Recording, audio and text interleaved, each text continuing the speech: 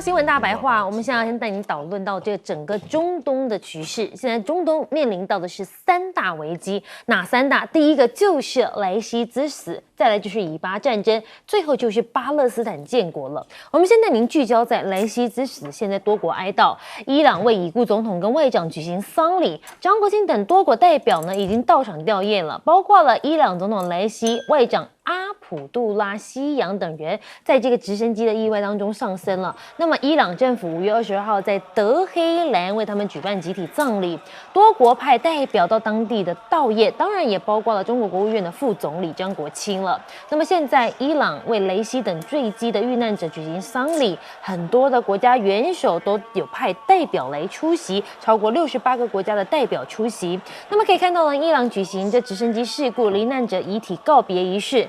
民众就讲到了，国家会跟人民共同努力渡过难关，因为现在外界都在讲，就伊朗接下来是不是就会面到一个乱局的状况？但是告别式的现场，大量民众从各地涌来缅怀总统莱西，伊朗国家跟人民会携手共同努力渡过眼前的难关。而且莱西的逝世，他们强调不会影响伊朗的发展，国家将继续在各领域上取得成就。只不过呢，现在还有一个局势，就是在以色列的地方。那么以巴战争，以色列现在的态度还是相当的高涨。那么呢，他们说胆敢起诉以色列，美国准备要制裁国际刑事法庭了。美国国务卿布林肯说，因应国际刑事法院检察官寻求对以色列高级官员发出的逮捕令，他将与国会议员合作拟定呢制裁国际刑事法院的潜在措施，而且是致力于对这样子极其错误的决定。那么现在纳坦雅胡不满 ICC 检察官决定，那么他说呢，相当于申请逮捕罗斯福和希特勒，或者是小布希跟宾拉登。这美国主持人听了之后，头歪歪的感觉好像不太对劲。一起来看看这段画面。They talk about 23, I think, or 30 cases of malnutrition in a population of 2 million. Okay. The United States in 2022 had 20,000 deaths of malnutrition. That's 3 times more than in Gaza. This is completely false. It's the 好，你可以看到呢，这纳坦雅胡还讲到了，他讲到说呢，这加萨200万人里面才30例营养不良致死。你看，你美国1年就有2万例，那这样做比喻，感觉大家都觉得好像哪里怪怪的。美方估计，这以色列只消灭了30%的哈马斯武装分子，加萨战争恐怕是打不赢了。拜登政府预估呢，目前以色列大概只歼灭了30%，甚至多一点到35%的加萨的哈马斯武装分子，而且在这么长期的扫荡轰炸之下，他们不是说要摧毁哈马斯的地道系统吗？但是其实还有65%是完好无缺的。以哈停火的破局，现在有人就怪他偷加料搞破坏。中情局长气坏了，以色列匿名官员呢，他声明这诡计在于让以色列看起来像是拒绝达成协议的一方。由于埃及的情报人员悄悄的把所做的改变惹恼了美国，那么卡达以及以色列的官员导致他们相互指责，并且停火谈判陷入僵局。消息人士指出，平常说话轻声细语、态度温和的伯恩斯几乎是快要气炸了。那么现在巴勒斯坦要建国，现在以色列也快气炸了。我们那里看到欧洲3国将承认巴勒斯坦，纳坦雅胡反批你们就是支持恐怖活动。西班牙、挪威跟爱尔兰宣布计划正式承认巴勒斯坦国，纳坦雅胡就谴责这些国家你是支持恐怖活动。以色列外长甚至下令召回这3国的大使。那么爱尔兰的外交部长说，爱尔兰做出承认巴勒斯坦国的决定，是因为以色列对于2国解决方案缺乏政治意愿，而且是越来越不耐烦。挪威跟爱尔兰、西班牙将承认巴勒斯坦国，加深以色列的国际孤立。白宫说，拜登认为应该通过谈判来建立一个巴勒斯坦国，甚至你可以看到苏利文直接讲了，各国可以各自就承认巴勒斯坦国做决定。不过，拜登认为保障以色列安全及巴勒斯坦的民众尊严安全的2国方案是作为中东区内所有人带来长远安全跟稳定的最佳方式。结果，拜登同样强调2国方案应该透过各方直接谈判，而不是单方面的承认。现在很多个欧洲国家承认巴勒斯坦国了，法国又是怎么讲呢？法国的外长说，我们承认也不是不行啊，但是他说现在的时机不太对，这决定应该是有益的。但是呢，换句话说，要在政治方面取得决定性的进展成为可能。从这个角度看，他必须在适当的时候做出有先后顺序，在承认巴勒斯坦国上面是没有禁忌的。我们来请教一下介大使，你怎么看目前的中东3大危机？我觉得中东的局势会越来越乱啊。这个主要这个战争啊，在这个一直没有这个时程这样拖延下去啊。对，我想这种冲突啊，本来的这种矛盾跟冲突啊，就会不断的激化。那其实到目前为止，包括伊朗也没有说这个莱西是被暗杀的哈，或被什么哪一国家的什么特工啊这样子把他做掉的啊。不过这个时机是蛮敏感的啦，对，而且说实话，伊朗常常就是他的一些政经领袖就是被当作一个暗杀的对象。不过当时在那个是川普时代，川普这个人都明人不说暗话了，做事情就摆在桌上做的。对，他那时候4年前嘛，刺杀这个伊朗的这个革命卫队的领袖苏拉曼尼啊，他基本上他就是把他活生生刺杀掉用这个无人机嘛，然后远程炸弹把它炸。虽然地点不是在伊朗，是在那时候在伊拉克，对，这个把他炸死美国也就是我干的，那就承认啊。可是伊朗事实上同年2020年的时候，他有一个顶尖的核子科学家，他在伊朗境内被人家暗杀掉。那伊朗立刻就说是这个穆沙德干的，那伊朗就以色列的这个情资那以色列就不吭气，以色列从来没有吭气，也没有说是他干的，也没有说他不是他干，就不吭气。对，可是这2点都证明什么？就是说，今天有非常高的间谍能力或者操控能力了，远程操控能力他有能力随时锁定他想要锁定人的行踪。你在哪里？你在干嘛？他都知道。你想想看，苏拉曼尼这个军事人物，他到哪里，人家要杀他，人家要知道他在哪里，这比较重要吧？对不对？那你那个还在伊朗境内的首席核子科学家，我想伊朗政府不会不保护他的，因为伊朗最重要的关键要发展核子弹这是他首席的灵魂人物也被暗杀掉了。暗杀掉面反面就是说他的行踪会被人家掌握，这是比较恐怖的。所以呢，我觉得这个莱西如果有人要掌握他的行踪我想他也是透明的。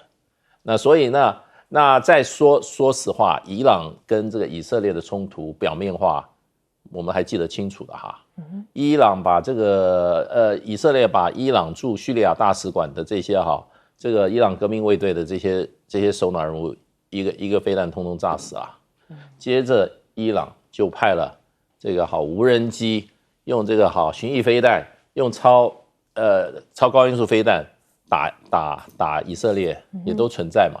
对，另外一个美国的船、英国的船，还有要往以色列的船，在红海被美国公开讲的，以色列公开讲，就是伊朗的所谓的代理人胡塞组织，在这个红海攻击的。所以事实上，伊朗虽然没有看起来没有直接的打这种热战，可是这个中间关系很紧张，所以从这个思路来讲，好像又不能够排除。那另外一个让我有一点怀疑，就变成就是说事实上斯洛伐克的总理突然被暗杀，那这个为什么呢？其实你现在很清楚因为他亲俄他而且怎么样他第一个采取行动，他一上台就拒绝斯洛伐克提供乌克兰任何的武器，所以呢，这些都让人对这些事件这个感觉疑点重重。好，那我们来问一下厉将军，你又是怎么看呢？我觉得以色列来讲的话，他现在这个纳坦雅胡讲这种话，真的是这个让人家觉得说匪夷所思。我觉得加沙的老百姓现在只有几种死法，第一种就是饿死，对不对？就是他自己讲的。我觉得不相信只有饿死20个人。第二个就是病死。加沙现在来讲的话，如果没有医疗设施进去，再加上里面传染病传染的话，可能不然就是病死。第三个就是被炸死。我觉得这真的是人道的一个灾难。那大家可能要知道，现在拉法口岸已经完全被以色列军队占领了，他也封锁了拉法口岸。拉法口岸每天大概要运送500-600辆的卡车车子进去，才够加沙100多万人的这种饮食或者医疗来使用。现在来讲，这个口岸被封锁以后，那美国假仁假义去在这这个地中海那边盖了一条人工码头，可是这人工码头的运量可以说是杯水车薪，完全不够加沙人民的生活的日常生活所需、人道生活所需要。所以我觉得现在来讲的话，加沙人民可以说这个绝对不是像纳坦雅胡所形容的只有20个人的饿死。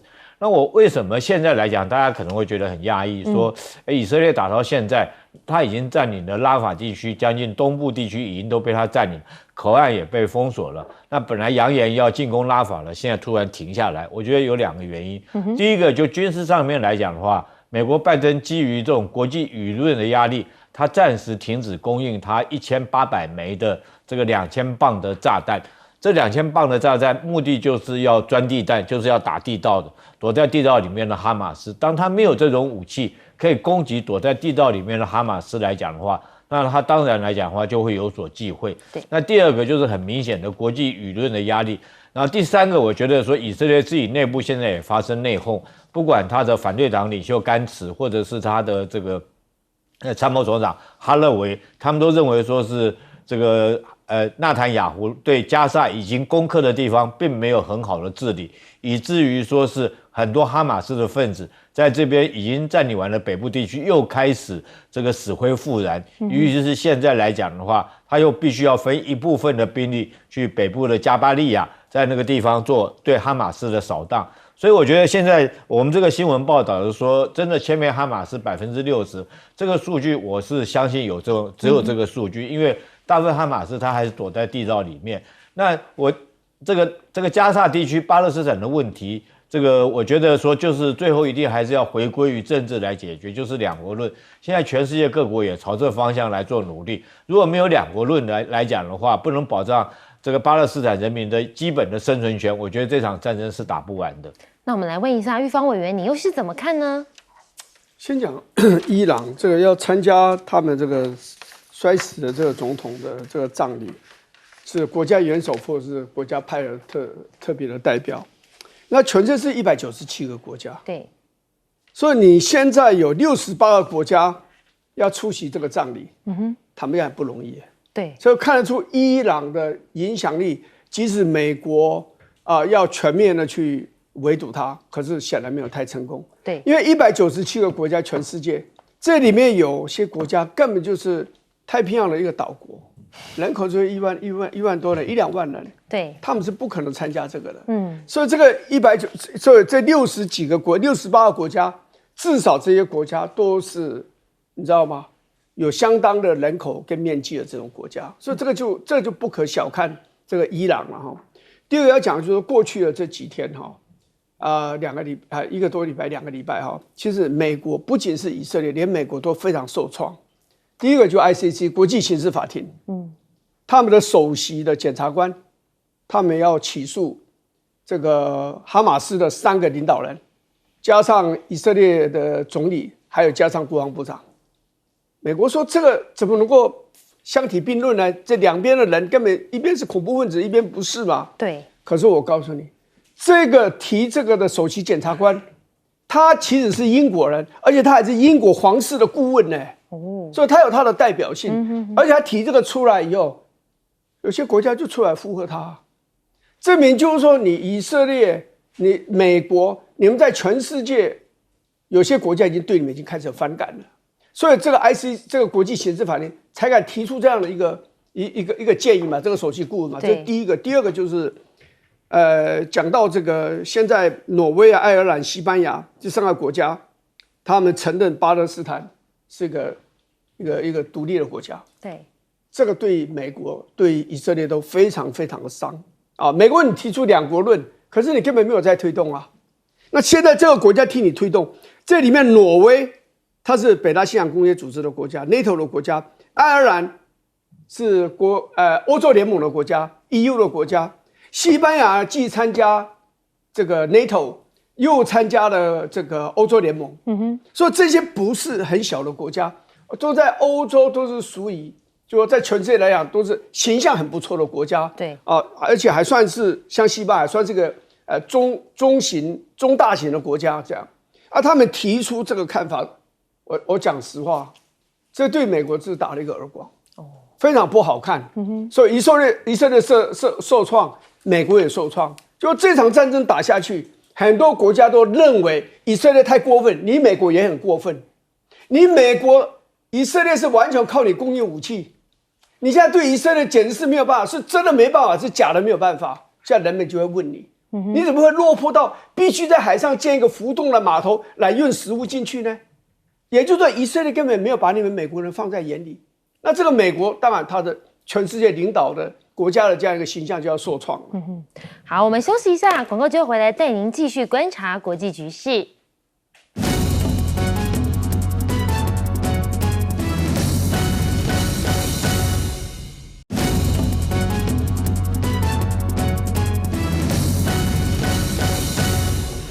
新闻大白话，那么要带您看看这中美关系现在到底是怎么样呢？我们就带你看到是中美交流，但是这个交流似乎仅存于在民间而已吗？因为中美旅游高层对话在西安开幕了，新华社就报道了。那么第14届的中美旅游高层对话5月22号在陕西的西安开幕，由中国文化和旅游部、陕西省政府，甚至是美国商务部、美国旅游推广局来共同主办，两国的政府机构、地方跟企业代表将近400人与会。美国商务部的助理部长就讲到了，2026年美国将接待9100万的国际游客，能不能吸引到更多中国游客是实现目标的关键因素。如果能把中国到美国的游客人数恢复到2019年的水平，将支持超过5万个就业岗位。只不过呢，中国国家主席习近平呢，之前不是说期望以旅游合作促进中美人员来往的推动，实现旧金山愿景有限宽频。他说，希望这一回中美各界以本次高层对话为契机，以旅游合作促进人员的往来，助力旧金山愿景转为实景。那么中美旅游高层对话，习近平也说欢迎美国游客来中国大陆旅行啊，因为中美关系的根基是人民交逐。那么中美的大门由人民打开，你有发现吗？不断强调人民，中美的故事也是由人民来书写。所以呢，未来必将有两国人民共同创造，旅游是中美两国人民交往交流相知相近的重要桥梁。很多人都说了，讲到都是人民，难道就是仅止于民间而不在于官方吗？那么我们带你看的是中美打架，现在欧洲是不是也要来参一咖了呢？那么《华尔街日报》就说了，美对中的3条腿板凳竞争战略成型。他说这是一个新战略，分别是关税、技术补贴跟其他限制措施。而美国财长耶伦也积极奔走，希望跟7国集团组成统一战线，装上板凳的第4条腿。耶伦现在也访问了德国，再提中国产能过剩，呼吁各国合作防范中国冲击2.0。那么耶伦就说了，美欧应该统一战略，应对中国产能过剩的问题。中国外交部的发言人汪文斌就说了，按照美方的逻辑，什么商品出口多了，什么就是产能过剩。那美方每年大量出口这些大豆、飞机、天然气，不也是产能过剩吗？而美国经济学家他现在讲到了，中国对美国的霸权现在构成了威胁，导致美国对华的神经质反应。这戈大教授是怎么说的？我们先带大家来听听看。Basically, what's happening is China is a threat to U.S. hegemony. It really is. It's not a threat to the U.S. It's not a threat to you. It's not a threat to me. It's not a threat to taking over the United States at all. But it is a threat to the claim that the U.S. runs the world. And that is leading to a neurotic reaction. And if you want to see the neurotic reaction, what are we going to do? How do we stay ahead of China? How do we contain China? Everything is about China. Not because China's threatening us, but because China is showing we don't run the world the way we like to think we run the world. 萨克斯直接说了，美国正处于对于中国神经质的恐惧当中，因为中国揭示了美国并非像其以为那样主导世界的这个事实。那么，中国电动车的崛起也是欧美关税大战一触即发了吗？那么，美国宣布提高对华关税的细节，部分关税将于8月1号生效。欧盟也即将公布对中国电动车反倾销调查报告。中国的欧盟商会说了，中国可能考虑对于配有大排气量的引擎进口汽车车提高临时关税的税率，最高可达25%。香港的南华早报就说，这样子的一个反制呢，主要是在对抗美欧。只不过拜登现在抗中真的有效吗？路透民调显示，拜登的支持率剩下36%，跌到低点了。那么对战川普连任，现在前景堪忧。路透社最新的综合民调说，这个拜登的支持率真的是有点可怜了。那么民调结果显示，经济是这个国家面临的最重要的议题。甚至呢，《华尔街邮报》也讲到了，目前绝不投拜登的选民多过于绝不投川普的选民。现在更有人讲到，拜登啊，简直就是一场灾难。共和党的海莉初选落败照挺，他说要把票宁愿投给川普。那么前南卡州的州长海莉就说，尽管川普并不完美，不过拜登更是一个灾难，所以他的票会把他投给川普。美国的大选追踪，现在多数的摇摆州选民持续看重的是中国因素，那么也让拜登的支持率略有起色。彭博新闻在5月份的时候民调说，最有可能决定拜登跟川普对决的7个摇摆州，其中38%的受访的选民就认为，美中关系对于他们今年做总统大选投给谁的决定是非常重要。所以外界就说了，拜登现在是不是为了选票，将对中制裁做得更加疯狂，来挽救他低迷的支持率？我们现在请教一下介大使，你怎么看呢？这个中美交流是不是都以民间为主？我想当然是说是这样说啦啊，当然政治基本上不是民间为主，政治以领导团体他这个领导集团的利益为导向。都尤其美国啊，尤其美国每4年啊，他就要决定啊，你是不是还在这个位置上？所以美国这个基本上这个最重要是怎么样？是老百姓能不能从你这个人、你这个集团啊的当权获得最好的利益？所以他这个是要随时取得平衡的。如果说这个跟你对抗有利益的话，跟你对抗；跟你合作的有利益的，所以什么都给他拆解得很清楚，对不对？军事是军事，经济是经济，对啊，高科技是高科技啊，观光啊，旅游又是另外一块，都分得很清楚。所以呢，这个是我觉得体制使然啊，体制使然。那不过本来这个国与国关系啊，大概都是在一种原则下进行，就是既联合又斗争，对，既斗争也可以联合，所以这个是没有那样子所以一面倒一面黑到底，一面白到底的。不过这个有一个例外，这有一个例外，就是赖清德。赖清德是一面倒到底的，他是意识形态完全挂帅，然后别的都可以付出代价的。所以呢，这个是比较少见的啊。你像美国跟这中国这个大国之间啊，这之间它是既联合可联合之联合，斗争的还是继续斗。所以这个我觉得没有什么大惊，就是说没有什么特别的，就是一向是如此了，一向是如此。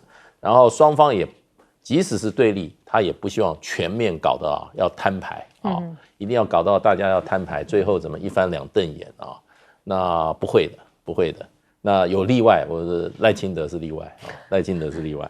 那不过就是说，现在美国基本上这个我们这边讲说这个要把欧洲拉下水这个是既定政策。美国一向是打群架在国际关系上，所以他到处签盟友啊，对不对？这个美国有7国，对吧？比如说7国集团，对不对？再加上后来还有什么美洲国家，还有北约，还有他个别的这些盟邦，美韩这个共同防御，美日共同防御，这都是基本上都是近乎盟邦的。所以美国一向是打群架。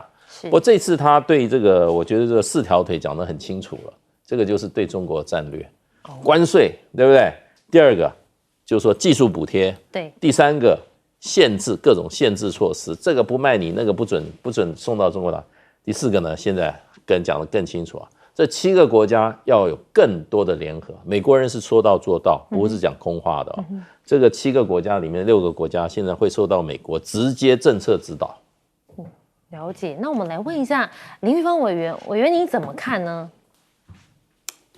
其实我对这个海莉这个是比较有兴趣的这南卡罗来纳州的这个前州长他其实在初选，他3月份就宣布退出共和党的初选那可是他的表现依然很不错因为他虽然退出，可是他显然还在名单上，所以那些人就投票给他，一些选民。那有的州的表现真的是好的，令人家这个不敢相信。好，就共和党里面有很多人对川普不满了，内线就把他们支持的那个力道就放在这个海莉身上，对，借着海莉来警告或者来责备这个川普，对。所以海莉的改变，昨天晚上我也是看了那个外电，海莉的转变说他愿意宣布支持这个川普，对川普是一个利多。不过海莉也跟他讲了，因为川普一直很瞧不起海莉啦，海莉跟他讲啊，你还是要跟我的支持者好好对话，你要争取他们的支持，不要视他们为理所当然这样子。这一点是很重要，那就看川普怎么去应对了。不过目前来看，其实拜登跟川普的差距是很小的。但我看了比较新的民调里面是讲到，在所谓的摇摆州这个地方，川普的领先大概是平均是10%，在6个州、7个州，大概领先就是10%，10%一下子就翻掉了。对，因为现在对川普最不利的是他的那个 hush money， 就是那个所谓的封口费的那个官司，他一定会在选前宣判。这个宣判下来，对川普会是一个重创，因为有些选民已经表态说，如果川普到时候被定罪的话，那他们对川普的支持度有一些，就是说他们就不会再支持川普，有一些说我就变成观望，所以这个对川普是有伤的，而且他的官司大大小小是超过90件呢。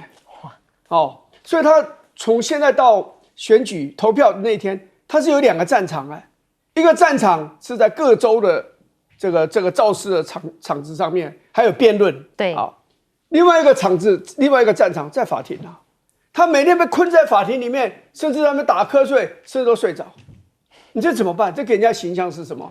但是另外一个拜登表现实在是也很差了，好，整个加沙走廊的这个战争，他表现出他的无能、消极、保守、僵硬、偏袒，然后他年迈了，好，讲话有气无力的那个样子。所以这次美国人民，我充分的同情他们，因为在2个之间，这2个人，拜登跟川普之间，如果我换了我是他们，我也不知道选谁，因为2个苹果都一样的烂。好，那我们来问一下厉将军，你又是怎么看呢？我们看到这句话，路透社讲的很清楚嘛，这次选举重点是在经济2个字。那美国经济现在到底怎么样呢？我不要我讲，纳坦雅胡讲的。纳坦雅胡刚刚我们前一节讲，他22万人。你就知道美国经济到底怎么样。那美国自己的这种驻华大使他也特别讲，如果说美国跟中国真的脱钩断链来讲的话，他们会有75万人晚餐的不晓得在什么地方。所以可见得说，美国来讲的话，现在经济糟糕到什么程度？它是非常的贫富不均啦。这是美国现在我们来讲看到，不管满街的游民啊，或者是说它的零元购的情形非常的严重，所以代表美国经济来讲的话，是贫者越贫，富者越富。我们不要看它整体的总经济量，而是你要去看它的中位数到底怎么样，为什么会变成这个样子？其实我请各位回忆一下，当初拜登在跟川普竞选的时候，拜登讲的他的政策是要降低跟中国的关税。对，川普那时候是贸易战提高关税，那拜登是要降低关税。降低关税的目的是什么？就是说能够减少通膨嘛，让老百姓可以买到很便宜的东西。你毕竟来讲，你制造业很多东西你离不开中国，在这种状况下，你提高关税的结果就是把这些关税转嫁在美国的人民的消费者身上。所以拜登那时候政策是要降低关税。但是我觉得美国现在很明显的就是这2个总统竞选，现在就很明显的是完全是民粹主义，也就是说2个在比看谁狠。对中国，你要汽车关税你要提高到100，我就提高到300。事实上这都假议题。这个电动车在美国，中国输到美国的电动车只有0.6%，只有一家代理商。你说你这些是不是假议题？另外有些东西它要提高关税，它也真的都是一些只是自欺欺人的话。怎么讲？譬如说是像钢铁这些东西来讲的话，为什么中国可以卖的比较便宜？它不是产能过剩，它是品质比较好，它的量比较大，它比较便宜。那美国你需不需要钢铁？你不管基础建设干嘛，你就需要钢铁。尤其是欧洲来讲的话，现在电动车像德国来讲，因为它自己有竞争力，它的宾士啊名牌车子来讲的话，它是走另外一个就高品质的价大会来讲的话，他就不要跟法国、跟美国一样脱钩断链，他提高关税。在这种状况下，你只有伤害你自己。当你的宾士车或者是这个奥迪这些名牌的车子在中国生产之后，你要回销到欧洲来的话，那你提高关税，你不是伤害到你自己吗？那更严重的，我觉得是光电系统。现在中国的新三样光电系统，中国之所以有现在这种程度，而是还有它的电池，那是因为它的品质比较好，它的蓄电量我们都知道，不管宁德时代说或者是比亚迪，它充一次电，它可以这个维持续航力将近到700-800公里。那在这种状况下，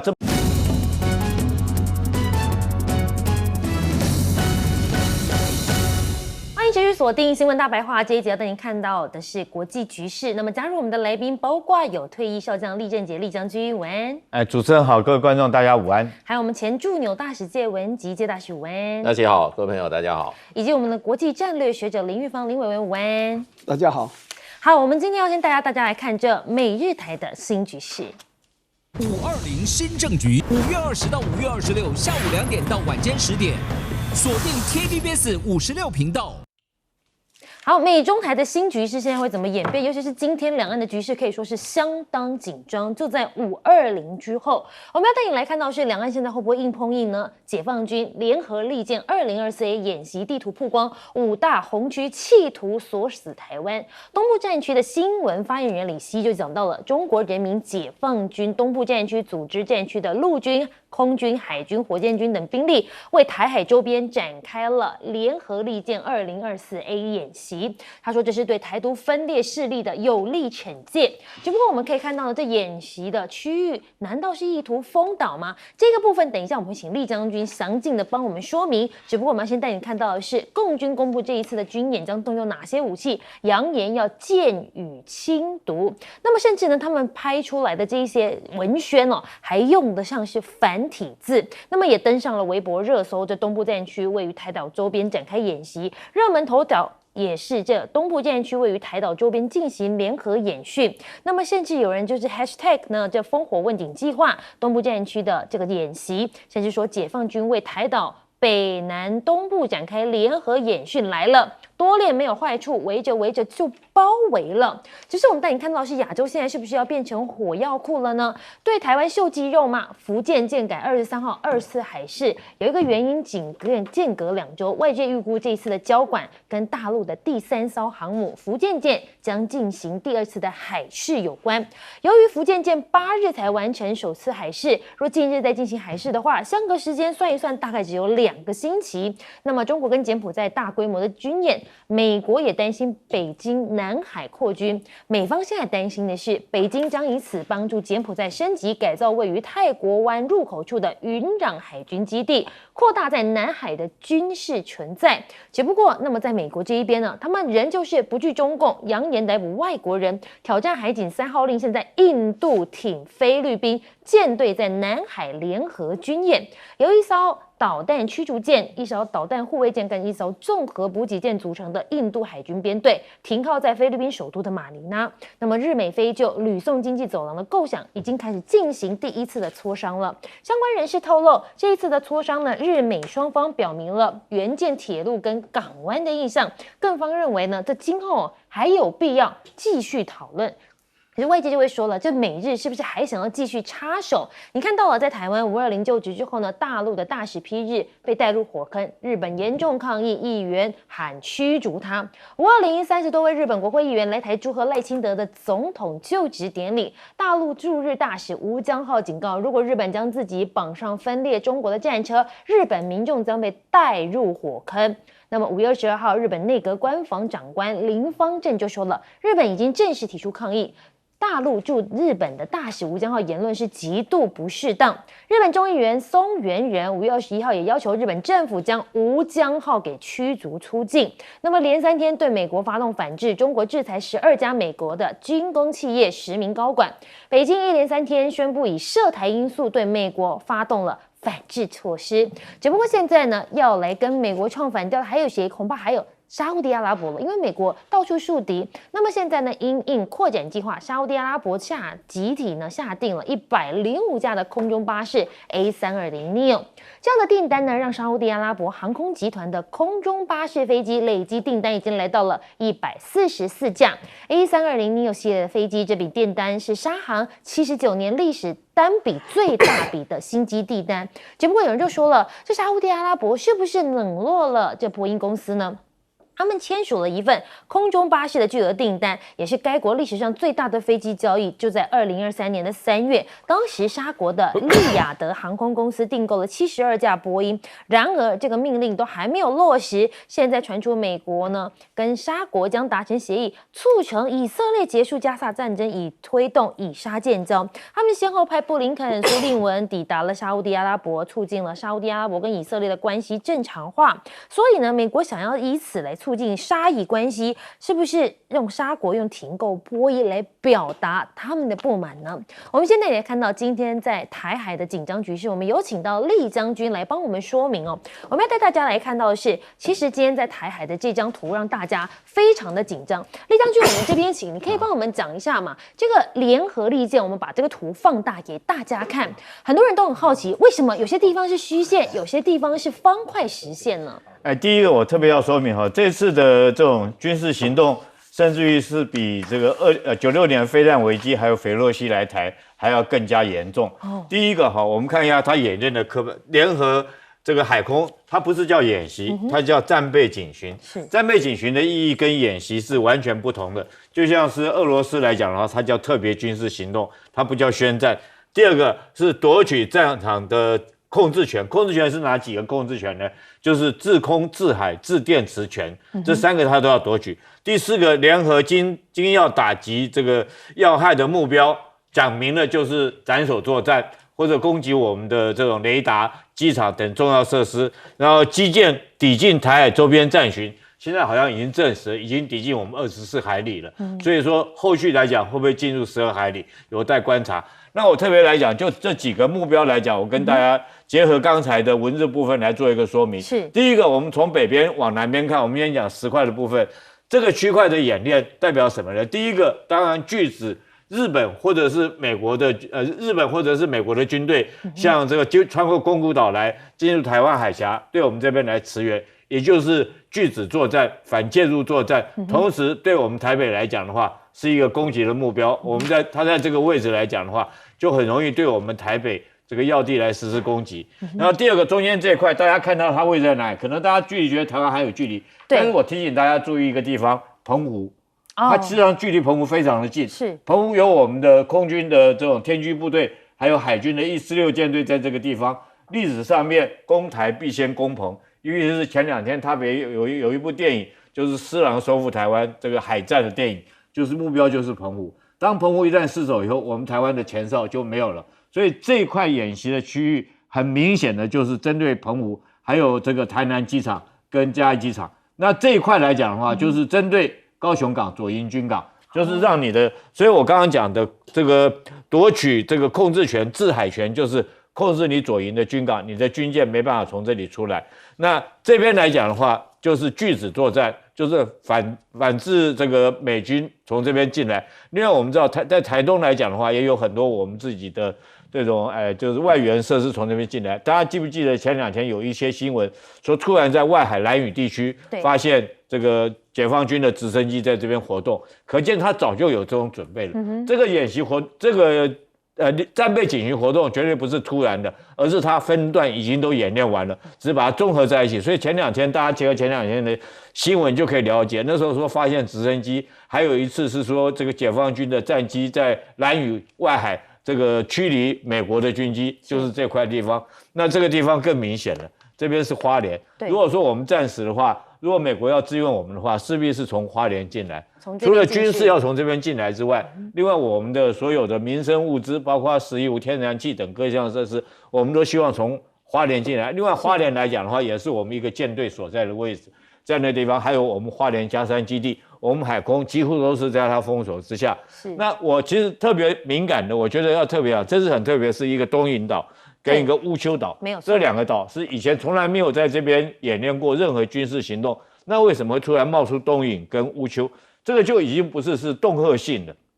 如果是恫吓性，它只要在台海中线嘛，或者是说这个巴士海峡或者这边来讲，它这次特别很明显的这张图不是我们台湾自己画出来的，是解放军他们公布，你看都是简体字公布了它的这2个地方，所以这个意义特别深刻。我特别解释一下，东引大家看一下位置在这边，对，东引是我们外岛地区最重要的一个离岛，为什么呢？因为东引有我们的防空飞弹，还有我们的反舰飞弹，然后它跟这个我们都知道，在金山、万里那一带、野柳那一带有我们的防空阵地，天空飞弹也在那边。这两个防空阵地就像是牛的2只脚一样，对不对？你2只脚，这个2只脚互相保护我们的话来讲的话，这段的海域跟空域来讲的话，才是我们能够确保我们北部领空的一个安全。一旦这2只脚就像牛的2只脚被砍掉1只以后，你剩下1只脚来讲的话，就变成一种真空，这就很容易这边来讲的话，这边的这个防空飞弹支援不到东引，东引的支援不到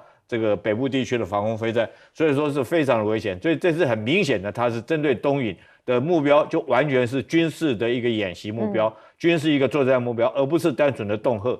那特别我要讲乌丘的部分。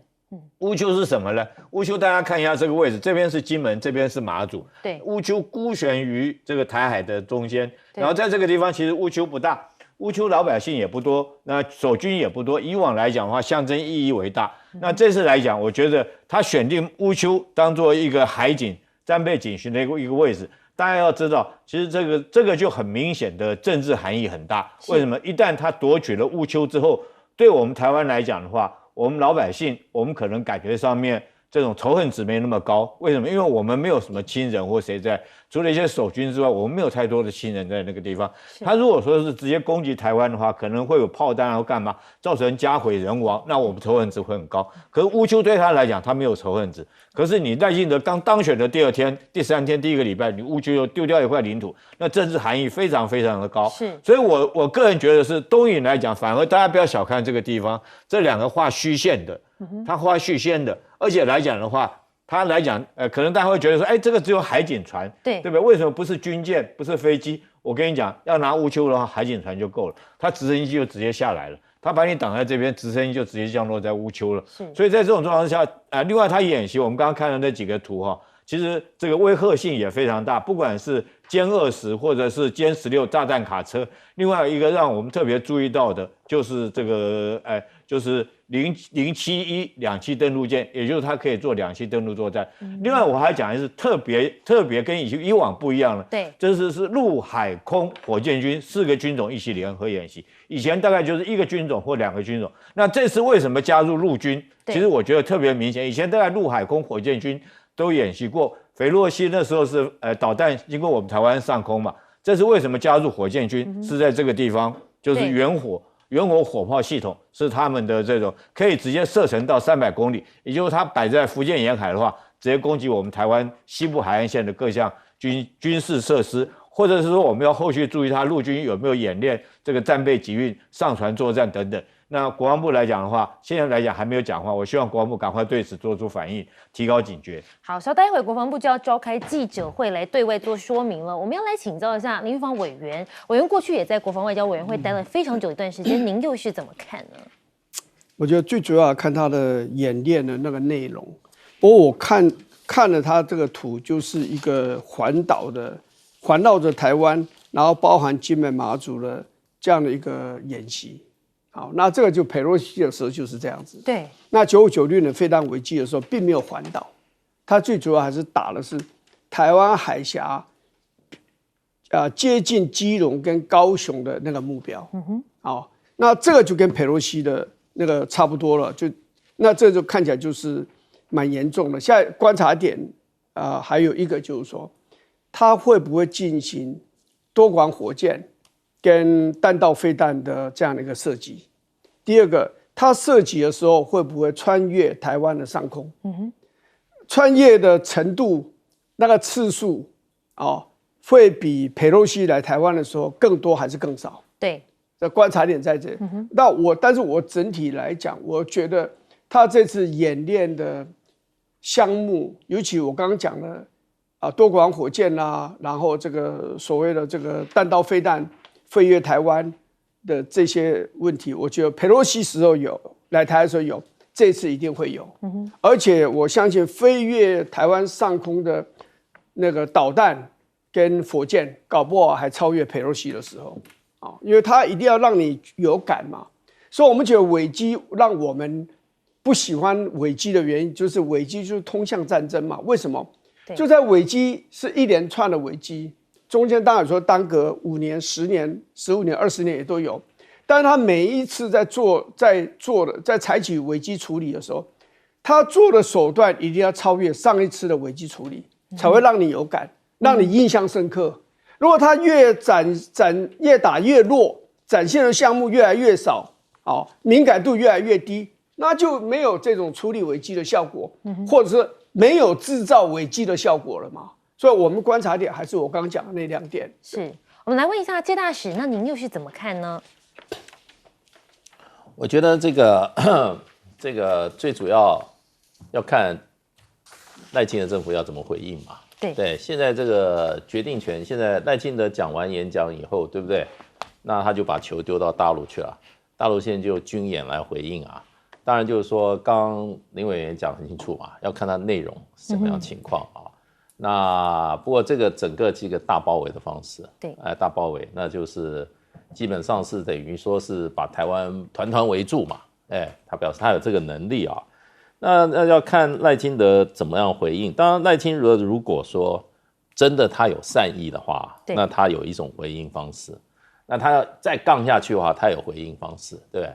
不过我是觉得，就是说以过去这个蔡英文的时候啊，他的方式就是说报忧报喜不报忧，对不对？最后飞弹从我们上面头飞过来，他也不吭气，然后呢，日本人告诉我们，我们才知道，对，他也可能用这种方式。不过到目前为止啊，我看这个怎么讲呢？这个我们这个媒体哈。